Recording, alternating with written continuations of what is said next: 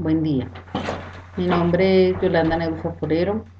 Soy contador público de la Universidad de La Salle, instructor de contabilidad del SENA en el Centro de Servicios Financieros. En esta oportunidad voy a hablarles de títulos valores, para lo cual me voy a apoyar en el video que presenta la abogada Norma Nieto, profesora de la Facultad de Derecho y Ciencias Políticas de la Universidad de Antioquia. Ella en un inicio trata todos los antecedentes históricos del régimen cambiario, luego vamos con las nociones preliminares de los títulos valores y los principios o atributos que rigen los títulos valores. Muy bien, si uno se acerca a una dogmática nueva, si por primera vez nos preguntamos sobre los títulos valores, pues es bien importante hacer una reflexión sobre de dónde proviene el régimen que hoy tenemos. Y aquí hay también una anotación importante que hacer, y es que hablamos de régimen cambiario, y allí hay que tener cuidado con dos situaciones. Y es que en el derecho se le dice derecho cambiario a dos cosas muy diferentes, y uno tiene que aprender cómo ubicarse en cuál de esas acepciones es que está incursionando. La primera hace relación al régimen de cambios internacionales. Se enfoca en cuáles son las reglas, los principios, la normativa que se aplica a la compra y venta de divisas, en general al manejo de la moneda extranjera y al régimen de cambios internacionales. Por supuesto, esa no es la acepción que corresponde al tema que nosotros vamos a tratar aquí. El tema que nosotros trataremos corresponde a la segunda acepción, y es que se le dice cambiario también al derecho de los títulos valores. Muy bien, les decía que es importante revisar cuáles son los antecedentes históricos de esas normas, cómo llegamos hoy a tener un cuerpo normativo que regula toda la materia y que es el que nosotros vamos permanentemente a consultar a fin de aplicarla, interpretarla y utilizarla. Entonces hay que tener en cuenta que Colombia ha tenido un desarrollo en los códigos de derecho privado, que ustedes ya recuerdan, muy atada a la recepción que hemos hecho de normativa de origen española, de origen francesa, y que ha llegado a Colombia luego de la conquista colonia a partir de la metrópolis. Y entonces España, como metrópoli, va a proponer las reglas propias como las ordenanzas de Bilbao, que constituyen, digamos, el derecho indiano, y luego con la codificación napoleónica pues empiezan a entrar todas las corrientes de propuestas codificadoras del siglo XIX. Por eso nosotros podemos decir que tenemos más o menos un primer código de comercio en 1869 y allí ya hay una regulación clara para los títulos valores. Luego nos rige el Código de Comercio de 1887, que coincide con el Código del extinto Estado Soberano de Panamá, y luego, casi a mediados del siglo XIX, hay una nueva propuesta, esta vez integral, para el manejo de los títulos valores, que es la Ley 46 de 1923. Si ustedes recuerdan, por esa época, lo vimos quizá en economía colombiana o en otras materias, el gobierno pide una recomendación a un grupo de expertos internacionales, básicamente norteamericanos, que se denominó la misión Kemmerer. Pues bien, la misión propone varias cosas trascendentes. La primera es que se expida una ley sobre bancos, la segunda es que se cree un Banco de la República con ciertas condiciones, o más que un Banco de la República, una banca central con ciertas condiciones y una ley para el manejo de esa banca central, y una ley sobre instrumentos negociables, que esa es la Ley 46 de 1923. ¿Por qué la llaman instrumentos negociables? Porque hacen un traslape directo del derecho angloamericano y la ubican en Colombia con una traducción literal a lo que tenía como nombre la ley en los Estados Unidos. Pero realmente corresponde a nuestra primer propuesta, digamos, consistente y completa de una norma sobre títulos valores. Es bien importante tener en cuenta que en el derecho de negocios, y el mundo del derecho cambiario no ha sido la excepción, son frecuentes las tendencias unificantes del derecho. Y esas tendencias unificantes pues lo que buscan es proponer que haya leyes uniformes, que haya leyes modelos, que cada vez más grupos, bloques o en lo posible hasta de orden global se produzcan normativas que se apliquen en diferentes estados. Y en títulos valores pues hay dos propuestas muy interesantes y que tienen mucha incidencia en lo que finalmente es nuestro régimen cambiario, que son el proyecto de ley uniforme para América Latina y el proyecto INTAL. Ese proyecto es, digamos, tomado casi que literalmente en Colombia para ser integrado a lo que finalmente ha sido el Código de Comercio de 1971.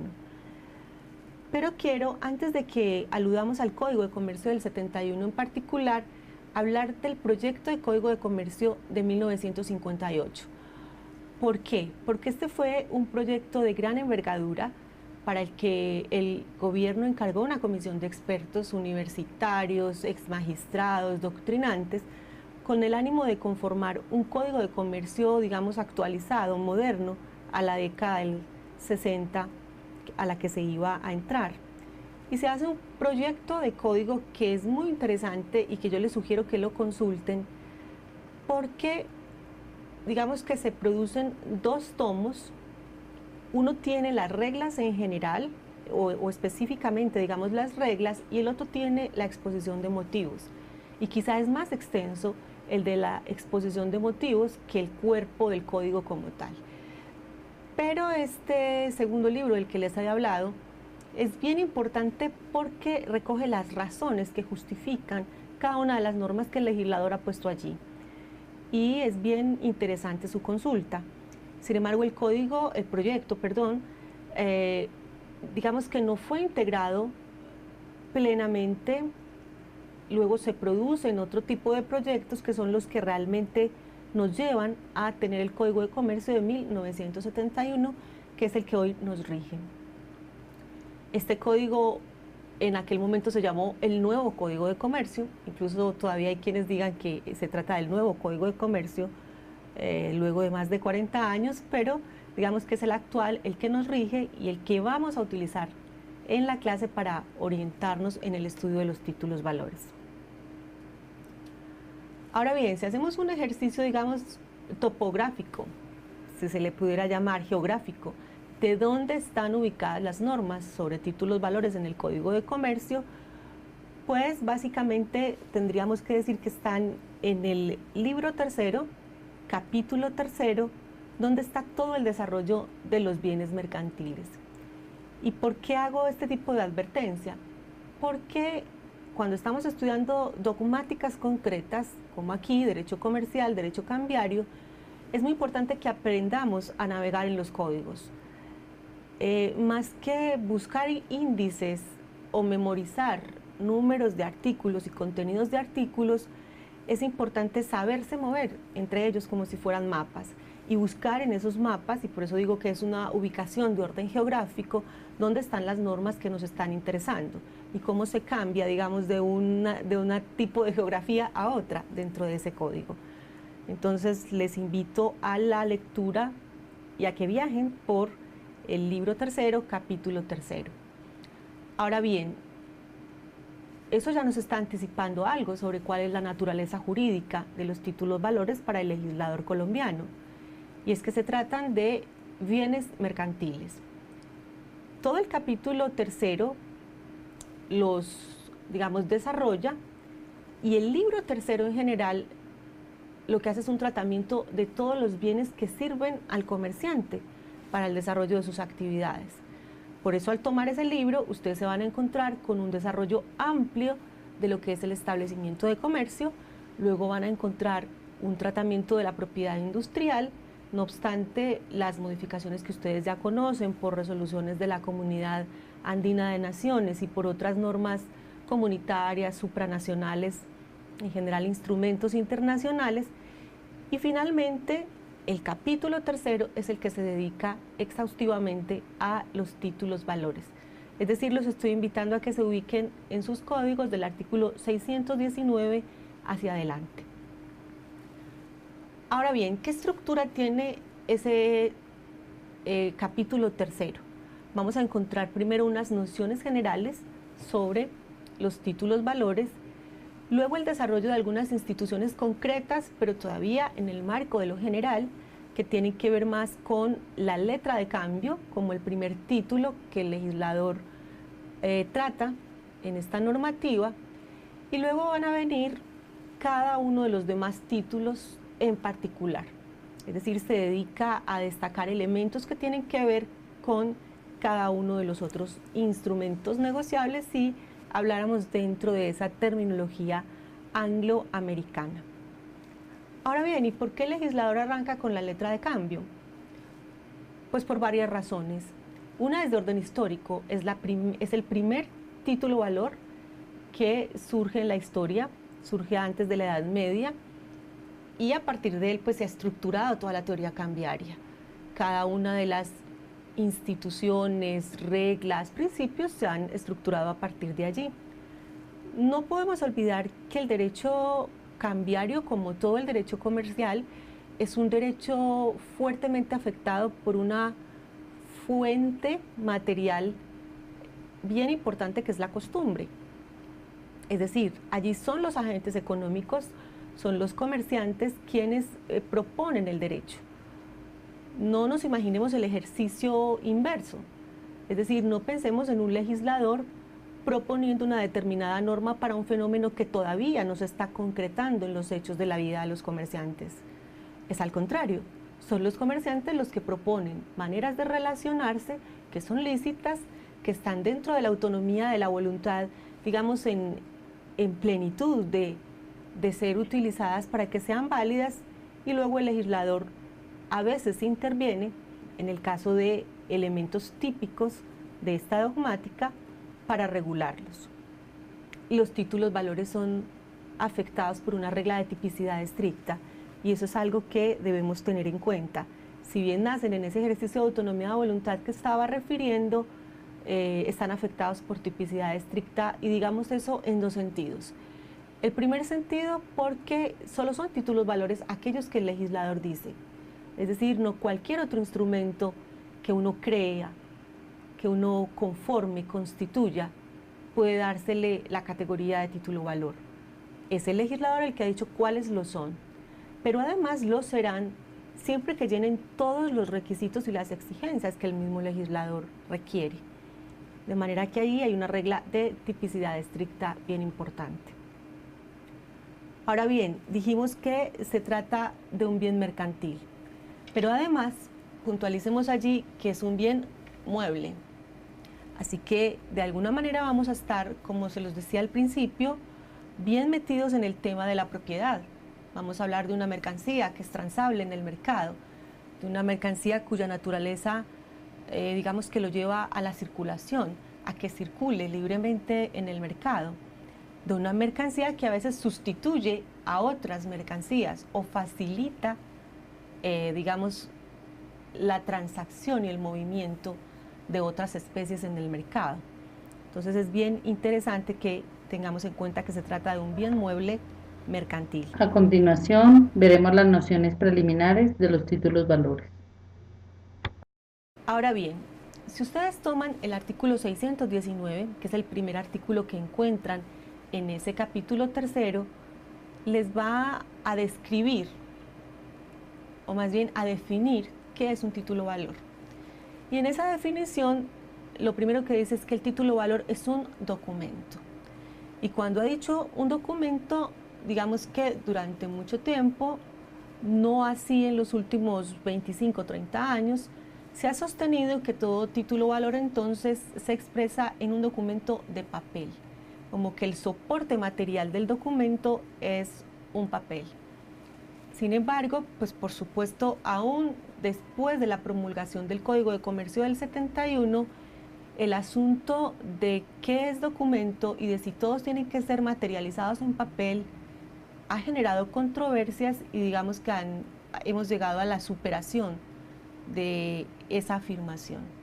Y es que ustedes han leído en doctrina, en distinto tipo de literatura, que hoy se plantea si existen o no títulos valores electrónicos, o si por lo menos hay soportes electrónicos relacionados con títulos valores.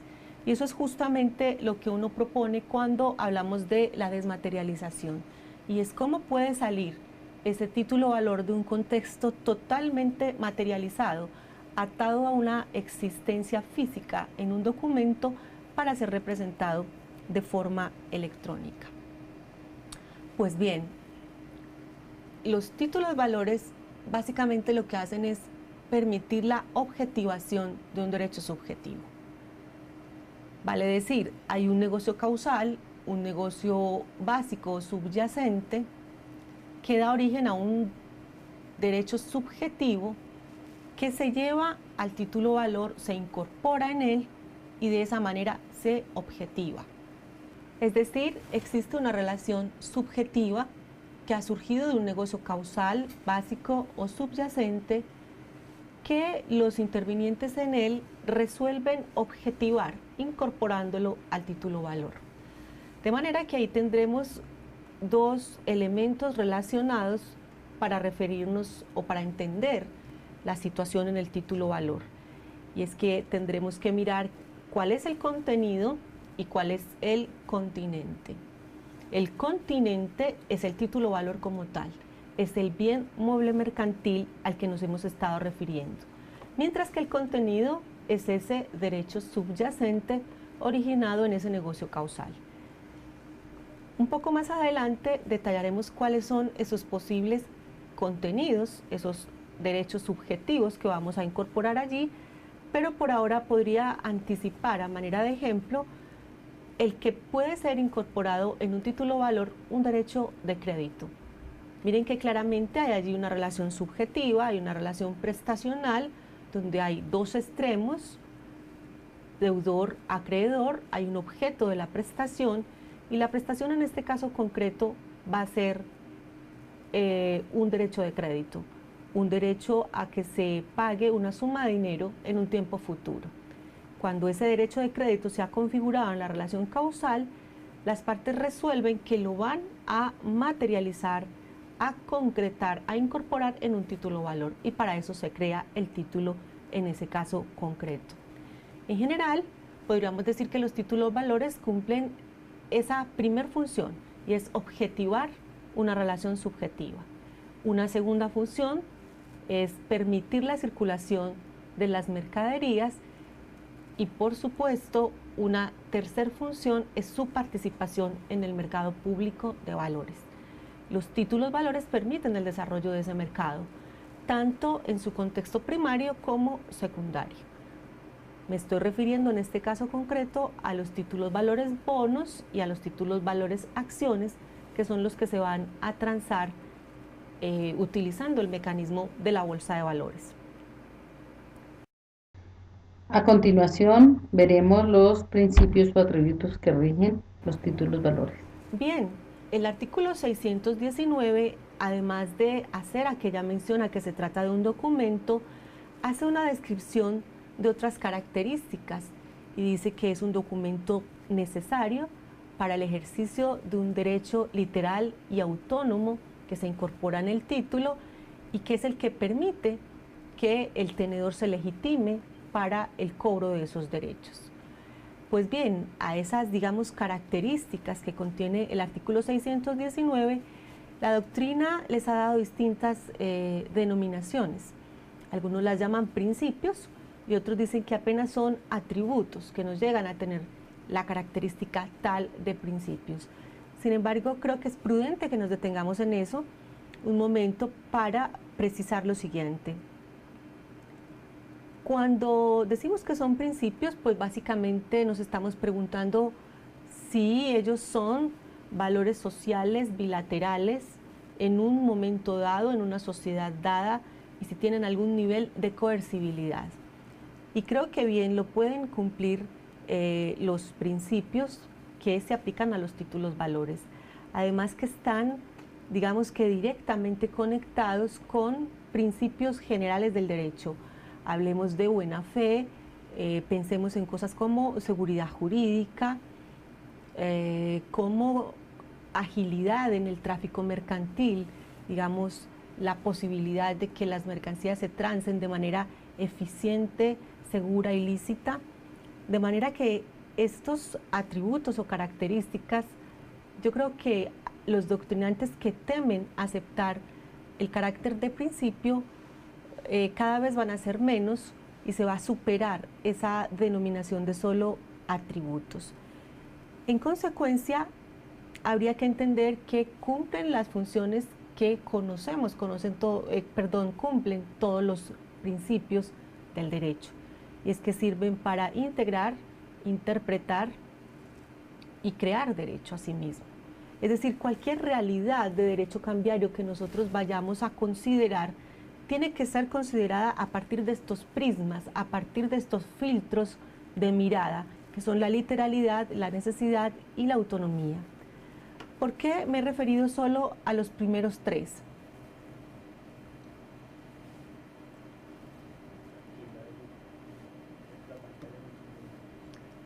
¿Por qué me he referido solo a estos tres? Porque se duda sobre la naturaleza de verdaderos principios en las dos últimas características que se han puesto allí.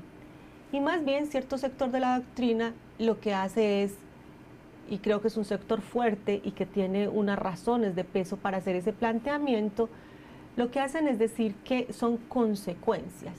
La incorporación y la legitimación, verdaderas consecuencias de que la necesidad, la literalidad y la autonomía se verifiquen en la conformación de un título valor.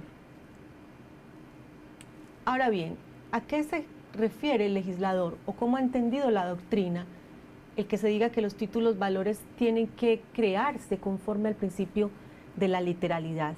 Pues lo que quiere decir es que hay un texto que describe los derechos, hay un texto que describe las condiciones en que los derechos se van a incorporar y que ese texto se evidencia en el documento. Todo lo que aparece escrito en el título se supone que es tenor literal, algunos autores también lo llaman como contenido cartular, y básicamente uno podría decir que la literalidad a su vez se expresa en tres contextos diferentes. Una primera literalidad pues nos va a permitir a conocer cuál es el derecho, es decir, hasta dónde va lo que el legitimado, el tenedor del título puede exigir y a qué está obligado el suscriptor del título valor. Un suscriptor de título valor se obliga si su firma está puesta y ha hecho entrega del título con intención cambiaria. Pues bien, ¿qué es lo que le podemos cobrar a ese deudor? ¿Qué le podemos cobrar a ese obligado cambiario?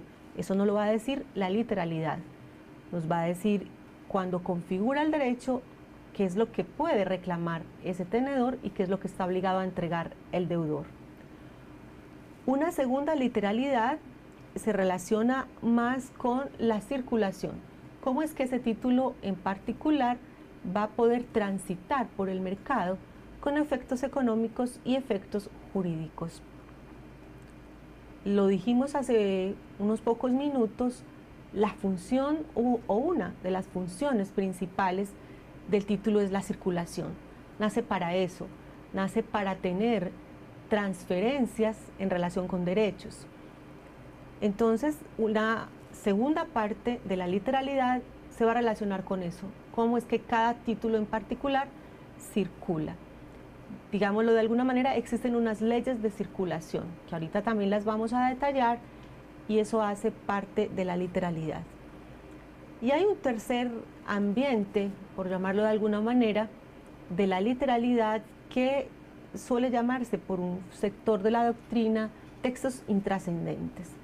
¿A qué se refiere con textos intrascendentes? A otro tipo de información que el creador del título resuelve poner y que no tiene que ver con los requisitos esenciales que el legislador pide para que cada título se configure, que en algunos casos lo que hace es describir el negocio causal sin necesitarlo, y en general lo que recomienda la doctrina respecto de esos textos intrascendentes es tomarlos por no escritos, es tomarlos por no puestos, como si no existieran en esa literalidad y en ese texto. Ahora bien, independientemente de que estemos sosteniendo que el título tiene que ser materializado en papel o que puede haber registros electrónicos, formas distintas de dejar constancia de un documento para ser título valor, en todo caso la literalidad ha de cumplirse. Ahora, parece que me he estado refiriendo mucho a la desmaterialización y quizá no quede aún claro qué es lo que pasa con ella. Pues bien, de nuevo vía de ejemplo, voy a tratar de acercarlos un poco más a ese concepto. Piensen en las grandes emisiones de acciones que hemos presenciado en los últimos años en Colombia. Emisiones de Argos, Aviancataca, Bancolombia, Nutresa, Grupo Aval, cualquiera de este tipo de grandes sociedades anónimas que existen en Colombia. Y ustedes acaban de ver formas asociativas, así que tienen bien fresco el tema de las sociedades, las acciones y su relación con el capital. Pues bien, cuando se hace esta emisión, se crea un solo título valor. Es decir, no hay los miles o los millones de títulos o de porciones representativas de capital o de acciones que los ciudadanos, las personas jurídicas adquirieron en esas emisiones. ¿Qué es lo que existe? Un único título materializado que nosotros llamamos macrotítulo o título paraguas, que es el que contiene el total de la emisión. Todo lo que esas sociedades han decidido de forma primaria emitir y lanzar al mercado de valores. Y hay una entidad que se llama el Depósito Centralizado de Valores, o que también es conocido como el DCVAL, que se encarga de desmaterializarlo, es decir, de hacerlo expresar en porciones, digamos, no documentadas en físico, en papel, sino que constan en registros electrónicos. Y esa DCVAL administra los registros electrónicos y realmente lo que transfirió, vendió respecto de lo que celebró contratos de suscripción con los adquirentes fue sobre esos registros electrónicos. Y de hecho lo que expide son unos certificados, unos documentos que dan prueba o constancia de esa adquisición, pero que no son en estricto sentido verdaderos títulos valores.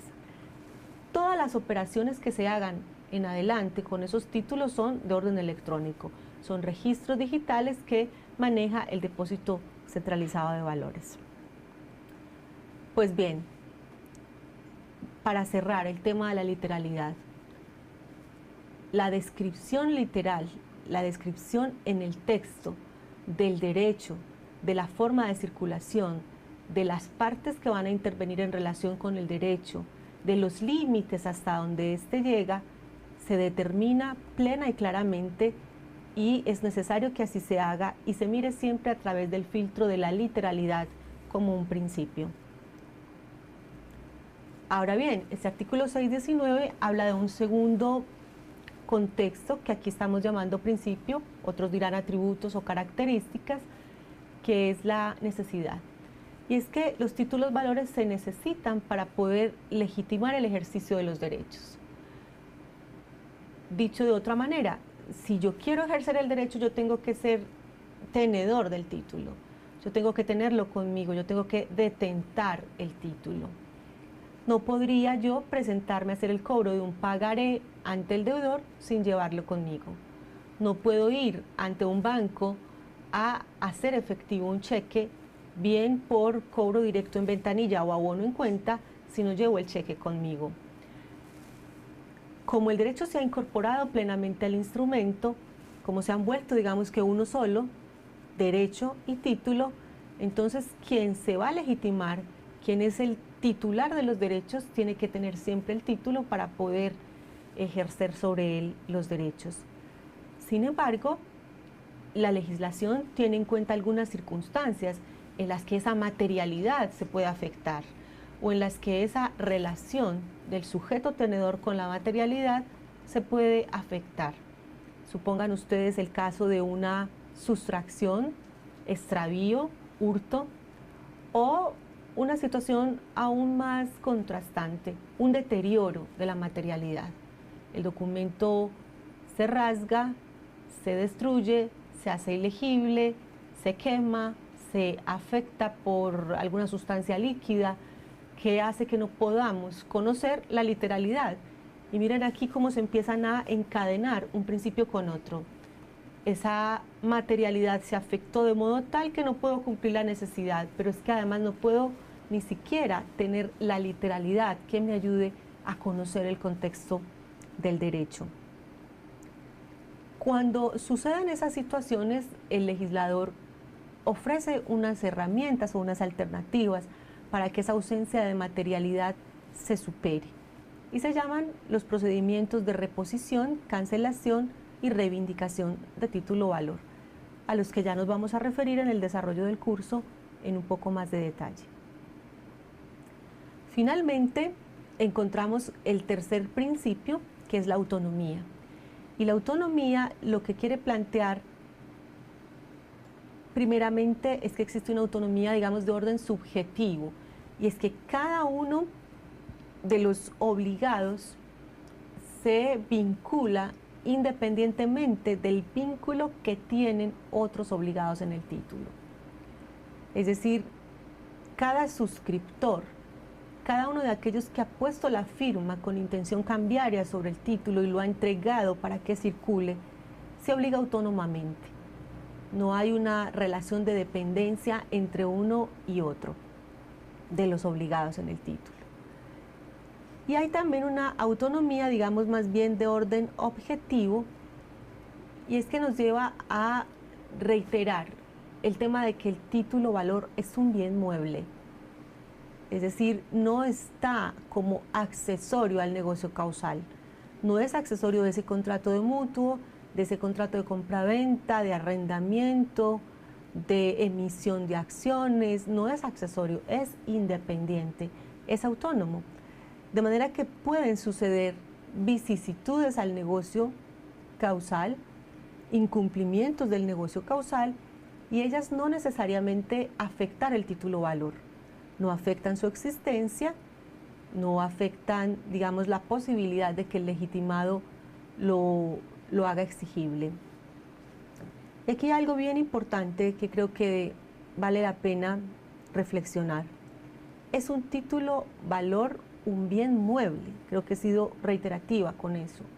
No se trata de un contrato, no se trata de una simple relación subjetiva, sino que ya se ha traído al contexto de lo objetivado.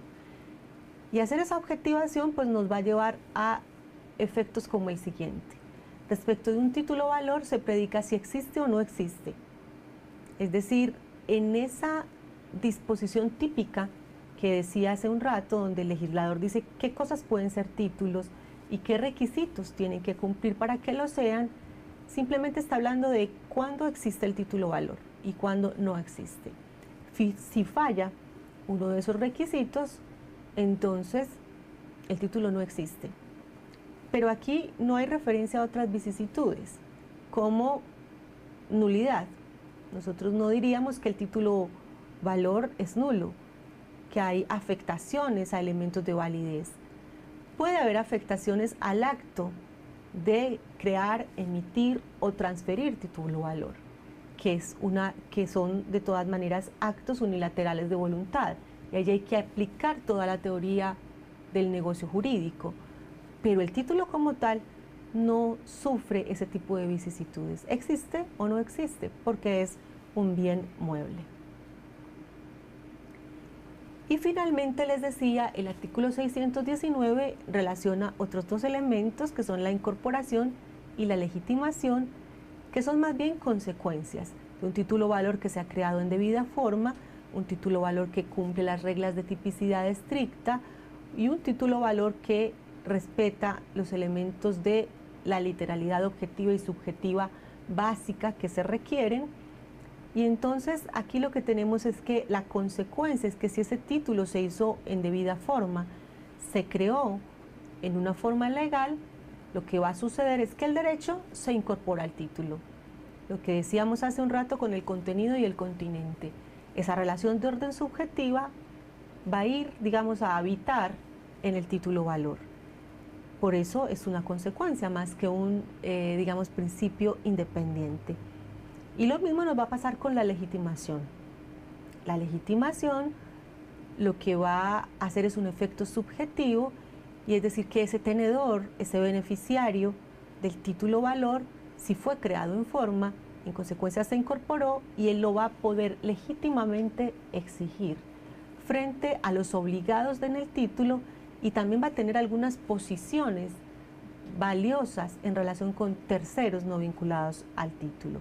Entonces, por eso es que los atributos o características de incorporación y legitimación no son en estricto sentido entendidos como principios.